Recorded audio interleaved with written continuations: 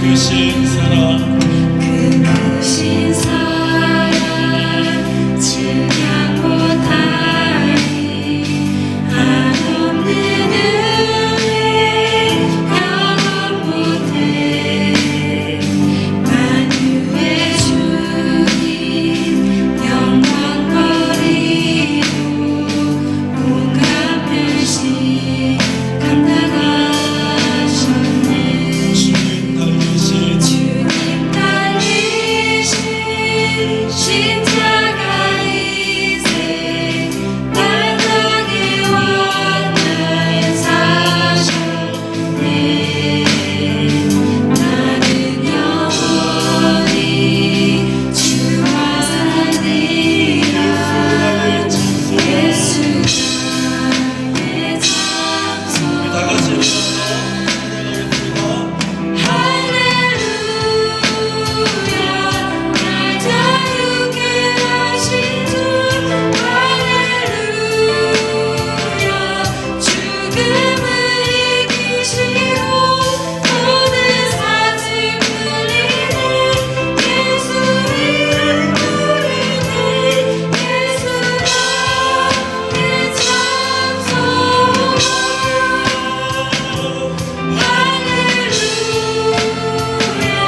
날 자유케 하신 주 할렐루야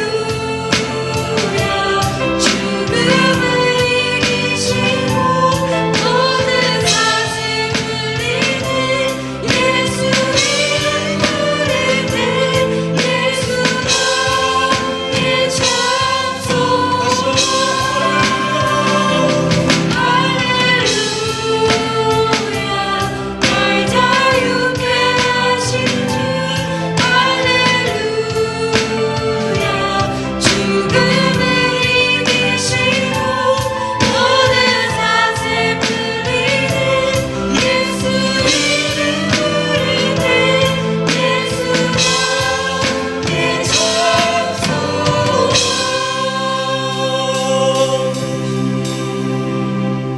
사랑하는 주의 성도들아, 그의 이름에 합당한 영광을 돌리며 거룩한 옷을 입고 여호와를 찬송하라.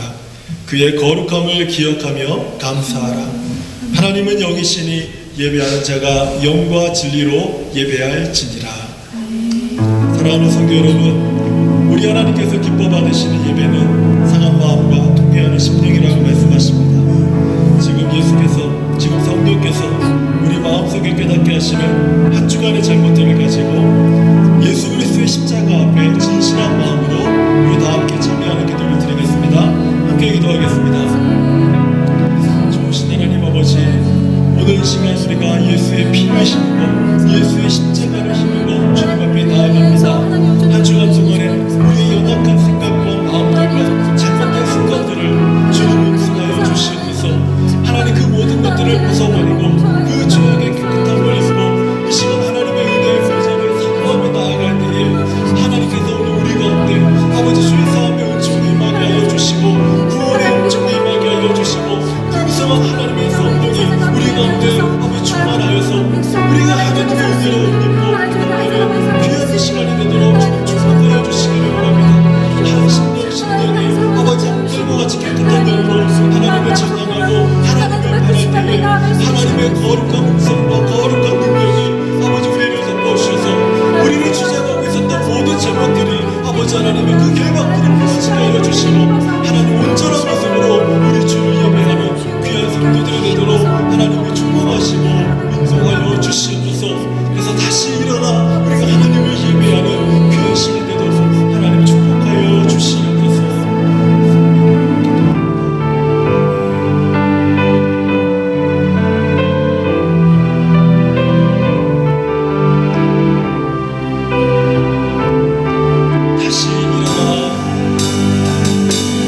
다시 일어나 주를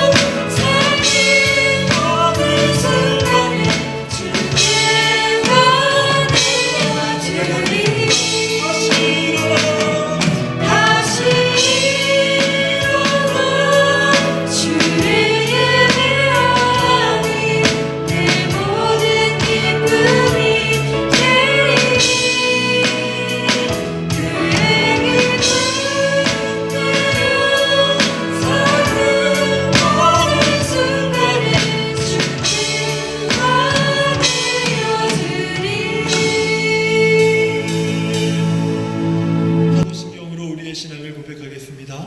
전능하사 천지를 만드신 하나님 아버지를 내가 믿사오며 그 외아들 우리 주 예수 그리스도를 믿사오니 이는 성령으로 잉태하사 동정녀 마리아에게 나시고 본디오 빌라도에게 고난을 받으사 십자가에 못 박혀 죽으시고 장사한 지 사흘 만에 죽은 자 가운데서 다시 살아나시며 하늘에 오르사 전능하신 하나님 우편에 앉아 계시다가 저리로서 산자와 죽은 자를 심판하러 오시리라.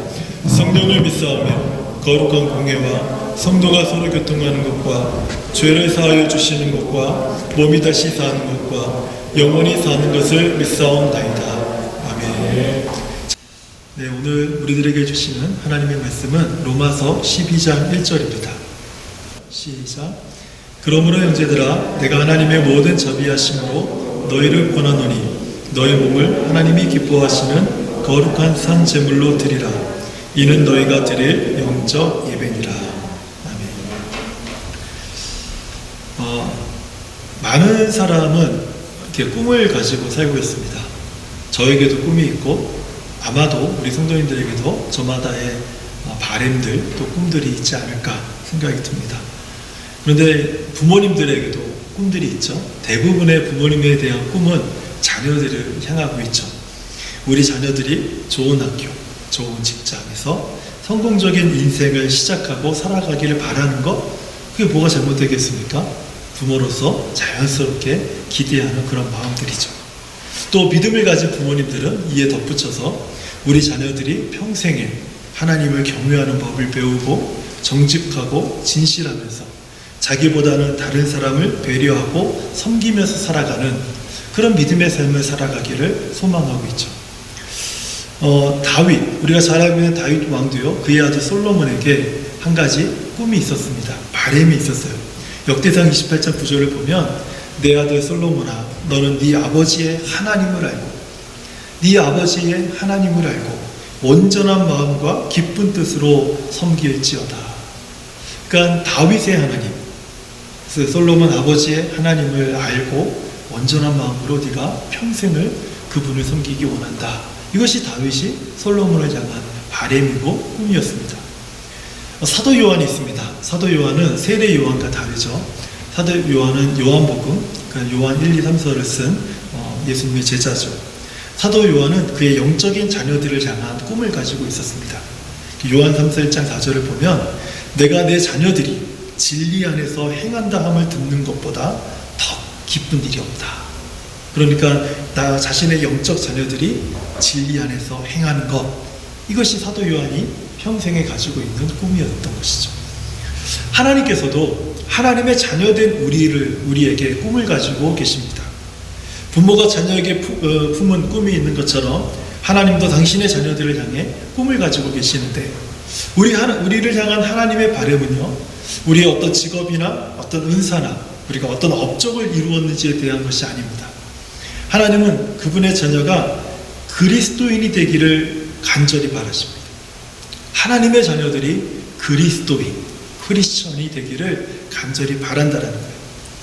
윌리엄 펜이라고 하는 사람이 있는데요, 이 사람이 이것에 대해서 말하기를 그리스도인이 무엇이냐, 그리스도를 닮는 것이 그리스도인이 되는 길이다, 이렇게 얘기를 했습니다. 그러니까 하나님께서는요, 하나님의 자녀된 우리가 당신의 성품과 영광을 비추는 그런 거울이 되기를 바라고 계시는 겁니다. 우리 성도된 우리들이 세상에 나갔을 때 리플렉트하는 것이 무엇이냐면 하나님의 영광, 하나님의 거룩, 하나님의 성품이 우리를 통해서 세상에 반사되는 것, 그것이 보여지게 하는 것, 그것을 하나님이 원하시고 그런 삶을 사는 것을 사는 사람을 그리스도인이다, 성도이다, 이렇게 말한다는 거죠. 많은 사람은 이렇게 살아가는 삶을 한 단어로 정의했는데요, 그 단어가 바로 제자도입니다. 예수 그리스도의 제자로서 살아가는 어떤 그 삶을 한 단어로 제자도다, 이렇게 얘기를 해요. 영국의 마틴 로이드 존스 목사님은 이렇게 제자됨에 대해서 이런 말을 했습니다. 그리스도인들은 단순히 주일에 예배당에 참석하고 일종의 예배 형식을 치러내고 다시 세상으로 돌아가 다른 사람들이 사는 것과 같은 방식으로 사는 자들이 아니다. 사람들이 겪을 수 있는 가장 심오한 변화를 겪은 거듭난 사람들로서 믿음으로 말미암아 새롭게 규정된 새로운 관점으로 모든 것을 보며 사는 자들이다. 좀 어렵게 들릴 수는 있지만 이걸 한마디로 정리해서 요약을 하자면, 그리스도인들은 거듭나서 새로운 가치관을 가지고 하나님의 가치관, 성경의 가치관을 가지고 이 세상을 살아가는 사람들이다, 이런 표현입니다. 하나님께서는 우리가 그리스도의 제자가 되기를 바란다라는 거예요. 하나님께서 우리를 부르신 목적은 첫째로 우리가 그리스도의 제자가 되는 것입니다. 둘째로 또 다른 사람들이 제자가 될 수 있도록 그들을 돕는 것, 이것이 하나님께서 우리를 부르신 목적인 것이죠. 그러나 오늘날의 교회는요, 안타깝게도 로마서 2장 24절의 말씀, 로마서 2장 24절에서 말씀하는 현상을 오늘날 교회는 따르고 있습니다. 기록된 바와 같이 하나님의 이름이 너희 때문에 이방인 중에서 모독을 받는도다. 이게 로마서 2장 24절의 말씀이에요. 근데 이 말씀의 현상을 오늘날 거의 모든 교회가 지금 따르고 있다는 거죠. 오늘날 교회가 세상으로부터 모독을 받는 이유가 무엇인가? 다툼과 분쟁이 교회 안에서 분열을 야기시켰기 때문에 그래요. 예. 교회 그러면 싸우는 곳, 이렇게 인식하는 사람이 생길 정도로 교회 안에 다툼과 분쟁이 많이 있었습니다. 시기와 질투가 교회의 하나됨을 깨뜨렸습니다. 자꾸 교회에 와서 자기가 으뜸이 되기를 원하는 거예요. 자기가 높아지기를 원하는 거예요. 그러다 보니까 자꾸 누군가를 시기하고 질투하는 일들이 일어남으로 인해서 자꾸 하나됨, 교회 공동체 하나됨을 깨뜨려 버렸습니다. 교만과 탐욕으로 교회의 거룩함이 상실되었기 때문에 그래요. 교회가 자꾸 비대해지고, 교회가 자꾸 사회적 지위를 가지고, 교회가 자꾸 많은 그 부유를 축적하려고 하는 현상이 너무나도 오랫동안 지속되었기 때문에 교회는 커지고, 그리고 부유해지고, 아주 최첨단의 장비들로 다 이렇게 데코레이션을 하고 했지만, 정작 교회가 가져야 될 본질, 거룩함을 상실해버렸습니다. 그 결과 우리는요, 예수 그리스도의 이름을 공공연하게 선포하고 그것을 우리가 얘기하면서도 도덕적인 삶과 다른 이들을 위한 사랑과 그 배려, 이런 것들이 우리 삶의 우선순위에서 다 사라져버린 거예요. 하나님의 말씀을 듣되 그 말씀을 마음에 새기지 않습니다. 아, 오늘 좋은 말씀, 좋은 설교 들었다, 그러고 그냥 가고 끝이에요. 그 말씀이 더 이상 마음에 새겨지고 그 말씀이 적용하며 살아가지 않는다는 거죠. 그 결과로 예수 그리스도를 닮으려고 하지 않습니다.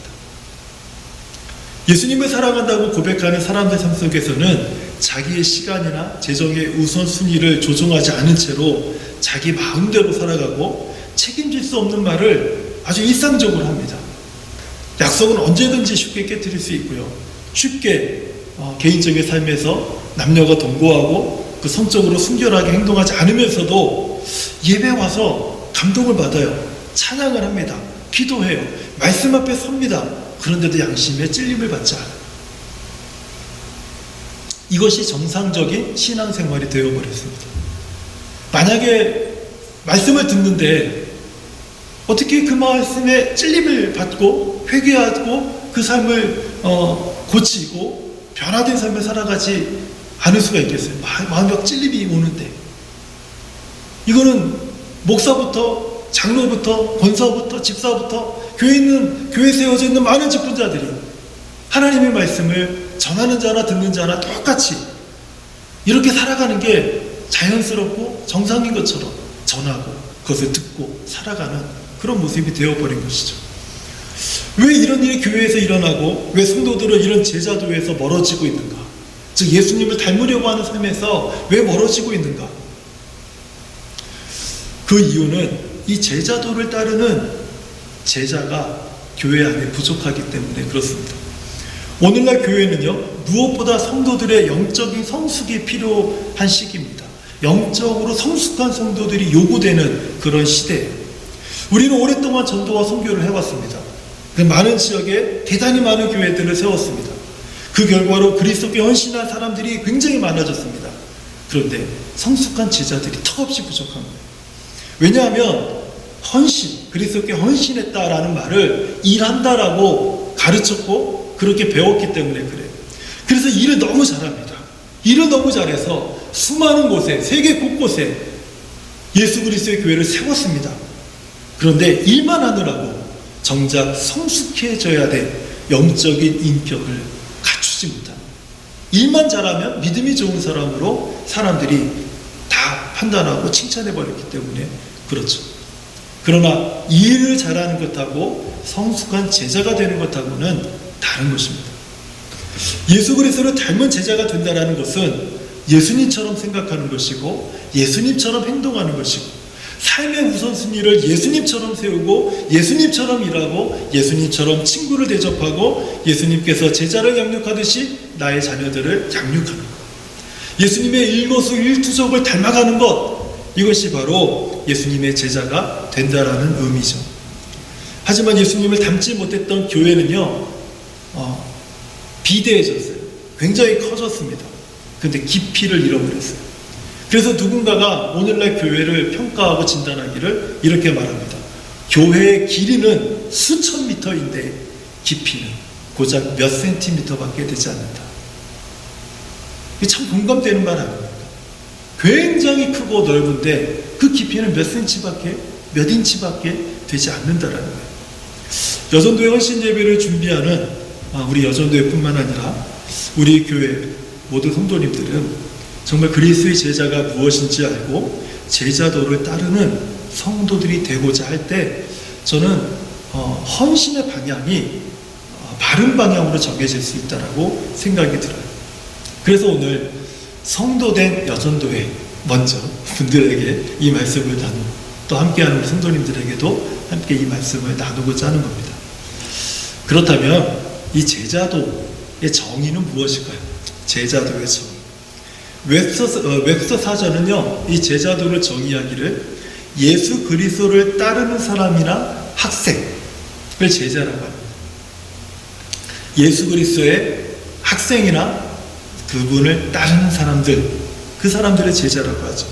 달라스 윌라드라고 하는 사람은 제자에 대해서 말하기를요, 이렇게 말했어요.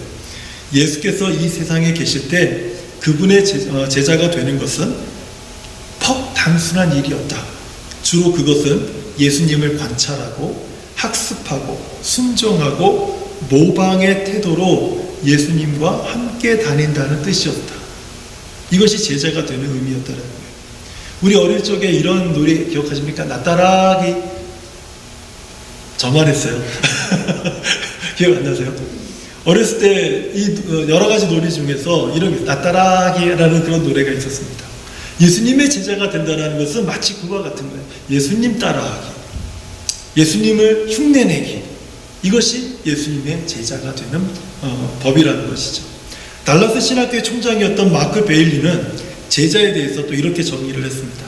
제자란 예수 그리스도의 삶과 가르침을 배울 뿐만 아니라 그분의 삶과 가르침을 자신의 생활 방식으로 받아들이는 사람이다. 예수님의 생활 방식을 나의 생활 방식으로 받아들이는 사람, 그 사람이 제자이다 라고 말하는 것이죠. 그러니까 제자란 다른 사람들이 볼 수 있도록 예수님의 본질과 성품을 드러내는 사람들, 그 사람들이 제자란, 이 사람들이 제자의 도를 따르는 사람들이라는 거죠. 우리가 예수님을 믿고 따르면서 예수님의 성품을 담고 드러내야 되는데 오히려 예수님을 믿으면 믿을수록 더 사나워지는 이유가 무엇입니까? 예수님을 믿으면 왜 더 이기적이 되죠? 더 약은 사람이 되는 것이죠. 왜 예수님을 믿는다고 하는 사람들은 맹목적으로 그냥 믿는 그 내용과 이유도 없이 맹목적인 믿음을 갖고 있는 것이죠. 사람들이 이렇게 우리가 예수님을 믿는다면 우리를 예수님의 제자로 볼 수 있겠습니까? 그럴 수 없죠. 그럴 수 없죠.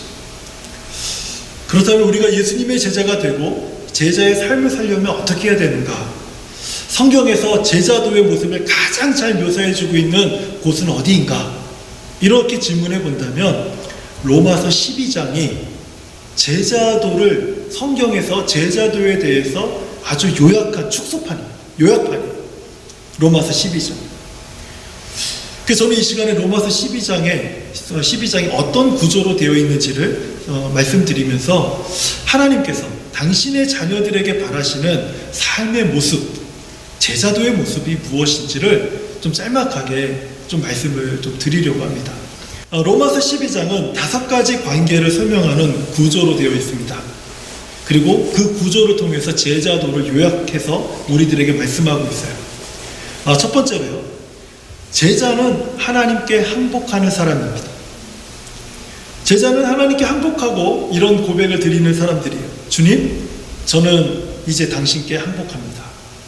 저의 모든 것은 당신의 것입니다. 제 소유와 제 모습을 주님께 드립니다. 하나님께 항복하는 것은 제자도를 걷는 첫걸음이 됩니다. 혹시 여러분의 삶 속에서 이런 고백을 해보신 적 있습니까? 하나님, 제가 항복합니다. 이런 고백 해보신 적 있어요? 한번 따라서 한번 해보시겠어요? 하나님, 제가 항복합니다. 쉽지가 않아요, 이 고백이. 네. 그런데 항복하는 순간 우리는 제자도의 첫걸음을 떼기 시작한다는 거예요. 두 번째로, 제자는 세상과 구별된 삶을 살아가는 사람들입니다. 제자는 이 타락한 세상에서, 타락한 사회 체계 속에서 뜻을 정해서 거룩함을 드러내는 사람들이라는 거예요. 내 삶 속에서 거룩함이 사라져 있고, 내 삶 속에서 사람들이 볼 때 왜 너는 그렇게 꼭 살아야 되니? 라는 말을 단 한 번도 들을 수 없다면, 왜 당신은 꼭 그렇게만 해야 됩니까? 왜 꼭 그렇게 그 선택을 해야만 했습니까? 왜 꼭 그 길을 가야만 했습니까? 왜 그렇게 바보처럼 그 사람들에게 퍼주어야만 했습니까? 라는 말을 들어보지 못했다면 우리는 거룩의 의미를 아직 알지 못하는 것입니다. 거룩함이란 지난번에 말씀드렸죠? 아주 수준 높은 단어예요. 조금 단어의 뜻을, 수준을 낮추면 구별되다 라는 뜻이에요. 그 단어의 수준을 더 낮추면 다르게 사는 것이다 라는 뜻이에요. 이 타락한 세상의 체제 안에서, 사회 체제 안에서 다르게 사는 삶, 바로 그것이 제자가 주님을 따르는 거룩한 삶의 모습이라는 것이죠. 세 번째로는요, 제자는 자기 평가를 바르게 하는 사람입니다. 제자는 자신에 대해서 세상에 바라보는 시각으로 자신을 평가하지 않습니다. 사람들이 나를 바라보는 평가로 나를 규정짓지 않아요. 나는 누구인가? 나는 누구인가? 하나님의 시각으로, 하나님이 나를 바라보시는 시각으로 진지하면서도 올바른 관점으로 자기를 평가하는 사람입니다. 지나치게 과장하지도 않고 또 지나치게 열등감 있는 사람의 모습으로 살지도 않아요. 높게 평가하지도 않고 낮게 평가하지 않습니다. 제자는 하나님의 시선으로 정직하게 자신을 바라보는 사람입니다. 나는 누구인가? 나는 누구인가? 이 세상이 나를 두려워하게 할 때 담대하라. 내가 세상을 이겨노라 말씀하시는 예수 그리스도의 제자, 하나님의 자녀. 이 땅에서 내가 공급받을 것이 단 하나도 없고, 그리고 더 이상 내가 쓸모없는 사람처럼 느껴지고 아무 일도 할 수 없는 상황이 되었을 때 나는 누구인가? 나는 하나님의 곳간에서 배부르고 하나님의 복락의 강물을 마시면서 살아가는 자, 하나님이 내게 이러한 양식을 베푸는 자, 하나님의 기업을 이어받는 자, 그 유업을 상속으로 받는 하나님의 자녀. 이렇게 살아갈 때, 이렇게 나를 평가할 때, 그럴 때 우리는 이 세상에서 자연스럽게 구별된 그런 제자로서의 삶을 살게 된다는 거예요. 네 번째로 제자는요, 사랑으로 다른 사람을 섬기는 사람들입니다. 진정한 제자는 혼자서 예수님을 따르는 사람이 아닙니다. 제자는 교회 공동체에서 주님의 사랑으로 조건 없이 다른 사람을 섬기는 것입니다. 왜 내가 그렇게 손해보면서 해야 됩니까? 왜 내가 그딴 소리를 들어가면서까지 내가 이렇게까지 섬겨야 되는 것입니까? 이런 생각과 마음을 갖는 사람이 아니라 그저 하나님 교회 공동체에서 주께서 내게 주신 사랑, 내가 주께 받은 그 사랑을 가지고 조건 없이 또 다른 사람을 사랑하고 섬기는 사람들, 바로 그 사람이 제자라는 거예요. 다섯 번째로, 제자는 자신에게 악을 행하는 자들에게 초자연적으로 반응하는 사람들입니다. 믿는 사람이든 믿지 않는 사람이든 간에 우리에게 나쁜 짓, 우리가 손해보게 하는, 그리고 우리에게 악을 행하는 그런 사람들은 언제든지 우리 주변에 있습니다. 때로는 얼마나 원통하고 분한지 몰라요. 때로는 얼마나 내가 가슴 치면서 억울해서 막 죽을 것 같은 그런 환경에 놓일 때도 있습니다. 그런데 이렇게 나를 만드는 사람들, 이런 감정과 이런 어떤 모멸과 수치와 그리고 어떤 코너로 나를 밀어넣어서 나를 멸시하는 그런 상황에 우리는 언제든지 놓일 수가 있습니다. 그 사람들에게 우리는 상처를 받고 우리는 고통을 받죠. 그런 사람들이 우리 주변에 있어요. 근데 이런 사람들을 대하는 자연적인 반응은 무엇입니까? 그것은 복수하는 거예요. 받은 대로 대갚아주는 것입니다. 아멘? 이게 자연적인 반응이에요. 이게 자연적인. 그래서 그런 마음이 내게 일어난다고 해서 그게 잘못된 게 아닙니다. 그건 일반적이고 그것은 자연적인 어떤 반응이라는 것이죠. 그런데 예수님은 그런 사람들에 대해서, 그런 사람들을 대하는 방법이 아주 달랐습니다. 예수님은 이렇게 말했어요. 오른뺨을 때린 자가 있느냐? 왼뺨을 드러내줘. 억지로 5km를 가자고 하는 자가 있느냐? 10km까지 같이 가줘라. 겉옷을 강제로 뺏는 자가 있느냐? 네 속옷까지 내어줘라. 이것이 바로 악을 행하는 자들에게 초자연적으로 대하는 예수님의 방법이었습니다. 그러므로 제자는 나에게 악을 행하는 자에게 초자연적으로 반응하는 사람들, 바로 이 사람들을 제자라고 하고, 로마서 12장은 바로 이러한 다섯 가지 관계의 구조를 통해서 제자도가 무엇인지를 요약해서 우리들에게 말씀하고 있는 것이죠. 이제 마지막으로요, 오늘 함께 읽은 본문의 말씀을 제가 다시 한번 화면을 통해서 읽고 설교를 마치려고 합니다. 다 같이 한번 읽어볼까요? 그러므로 형제들아, 내가 하나님의 모든 자비하심으로 너희를 권하노니 너희 몸을 하나님이 기뻐하시는 거룩한 산 제물로 드리라. 이는 너희가 드릴 영적 예배니라. 이는 너희가 드릴 영적 예배니라. 이 말씀 때문에 많은 사람이 이 말씀을 해석할 때 올바른 예배, 어떻게 하면 우리가 올바른 예배를 하나님 앞에 드릴 수 있는가, 하나님이 참으로 받으실 만한 예배는 어떤 것인가, 이런 방법으로 이 본문의 말씀을 해석하고 있습니다. 저도 이 해석에 동의하고 그와 비슷한 설교를 여러 번 했습니다. 하지만 오늘은요, 그와 같은 설교가 아닌 리차드 포스터가 말한 의미를 앞에 했던 모든 해석에 좀 덧붙여 보려고 합니다. 리차드 포스터는요, 오늘 본문에서 말씀하는 산 제물에 대해서 이렇게 말했어요. 한번 눌러줘 보세요. 같이 한번 읽어볼까요? 산 제물이란 언제나 제단에서 내려오기를 원하는 것이다. 이런 이야기를 들어보신 적 있습니까? 지금 여기 말씀에는요, 죽은 제물을 드리라라고 하지 않고 있죠. 살아있는 제물을 드려라 라고 말씀하고 있죠. 근데 살아있는 제물이 무엇입니까? 리차드 포스터는 이렇게 이해를 한 거예요. 언제나 제단에서 내려오기를 원하는 것, 그게 살아있는 제물이에요. 누가 살아있는데 제단에 올라가서 죽기를 원합니까? 얼른 내려와야죠.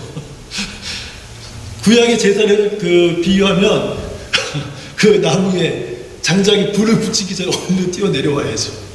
안 그러면 죽어요. 이게 바로 산 제물이 가진 의미라는 거예요.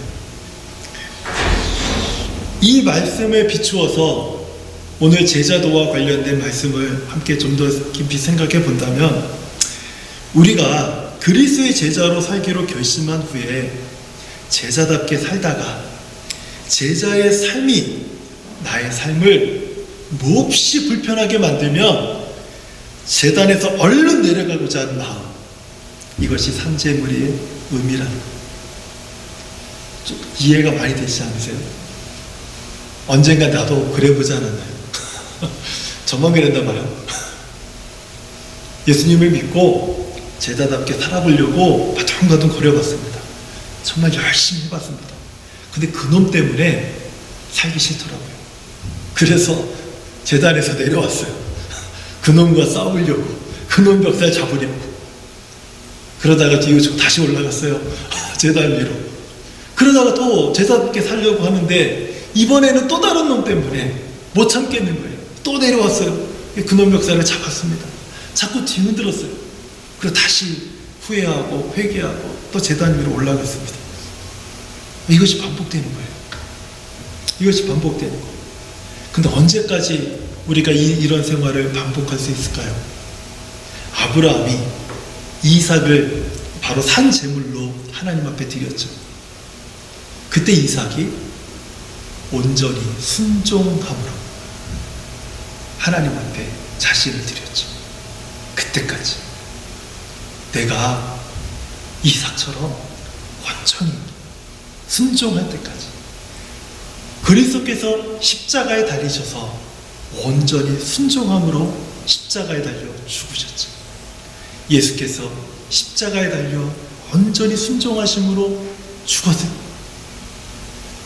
죽은 것처럼 나도 그때까지 온전히 순종함으로 내가 죽을 수 있을 때까지 나의 삶을 주님을 드리고 내 삶이 주님을 따르는 것, 이것이 바로 제자도가 가지고 있는 의미예요. 목사님, 저는 또 내려와야 될 것 같은데요.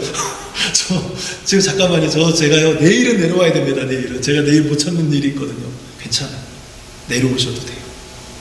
그런데 저도 그렇고 여러분도 그렇고 또 많은 사람들이 이 제자도를 따르면서 올라갔다 내려갔다 올라갔다 내려갔다 이것을 많이 반복합니다.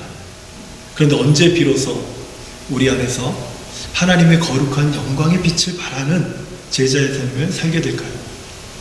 내가 이삭처럼 우리 예수님처럼 완전히 순종을 배울 때, 그때는요 하나님 앞에 온전히 드려지는 거룩한 산 제사로 드려지는 예배자가 될 수 있는 거예요.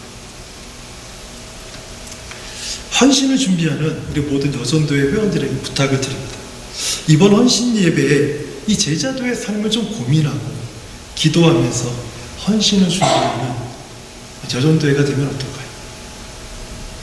이번 한 주간 동안에 오늘 들은 말씀을 한번 고민하고 또 이 말씀을 듣고 이 말씀의 방향을 향해서 좀 기도하는 삶을 살고, 그리고 다음 주일 헌신 예배를 맞이하면 어떨까요? 또 이 말씀을 함께 듣는 우리 성도들도 이 똑같은 고민을 함께 하면서 또 기도하면서 주님을 따르는 이 영광스러운 삶의 자리로 저뿐만 아니라 우리 모두가 나아가는 우리 성도님들 또 우리 교회가 되기를 주님의 이름으로 축원합니다. 하나님 감사합니다. 오늘 제자도에 대한 말씀을 우리가 들었습니다. 제자도가 무엇인가, 그 의미를 들었고, 제자의 삶을 살기 위해서 우리가 산 제물로 드려져야 함도 듣게 되었습니다. 그러나 주님, 우리는 연약하기 때문에 우리를 드렸다가 또 거두었다가 또 드렸다가 거두었다 하는 마치 변덕스럽게 자꾸 우리의 생각과 마음을 바꾸는 연약한 사람들임을 고백합니다. 그러나 주님, 우리가 이삭의 순종을 배우게 하시고 예수 그리스도의 순종을 배우게 하셔서 마침내 우리도 이삭처럼 우리 주님처럼 순종함으로 진정한 제자의 삶을 살고 우리 삶에서 거룩한 하나님의 영광의 빛을 발하는 저와 우리 모든 성도들 되도록 축복하여 주시옵소서. 예수님의 이름으로 기도합니다. 오늘은 384장을 한 번 더 다시 찬양하겠습니다. 가사를 깊이 생각하시면서 우리 하나님, 나의 갈 길 다 갈 때까지 내가 그리스도의 제자로 성도로 살기 희망합니다. 이 마음으로 우리 함께 찬양하겠습니다.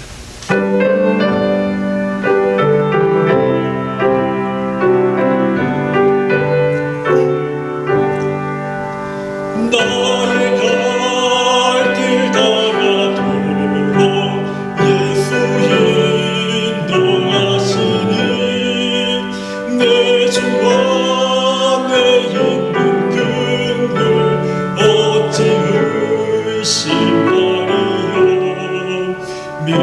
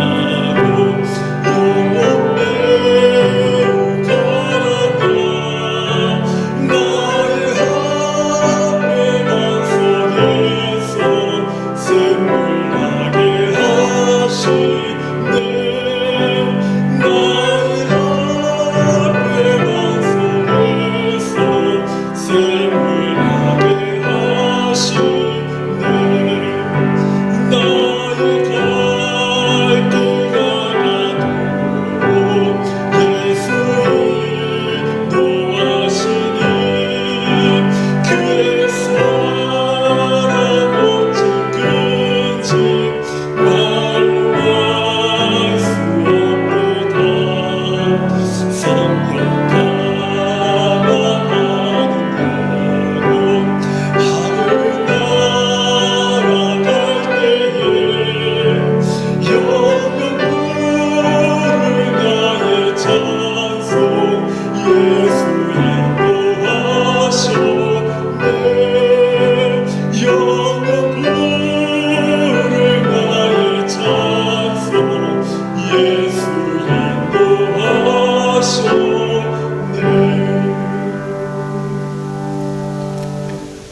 십자가에서 우리의 억만 죄를 위해서 희생하신 예수 그리스도의 은혜와 자기 아들을 아끼지 아니하시고 우리를 위하여 아낌없이 내어주신 하나님의 만극하신 사랑과 성령님의 감화감동 위로와 교통하심이 그리스도를 닮아가기 위하여서 온전히 주를 의지하여 살아가기를 희망하고 그리스도 예수의 제자가 되어서 하나님의 거룩한 영광의 빛을 비추는 삶이 되기 소망합니다.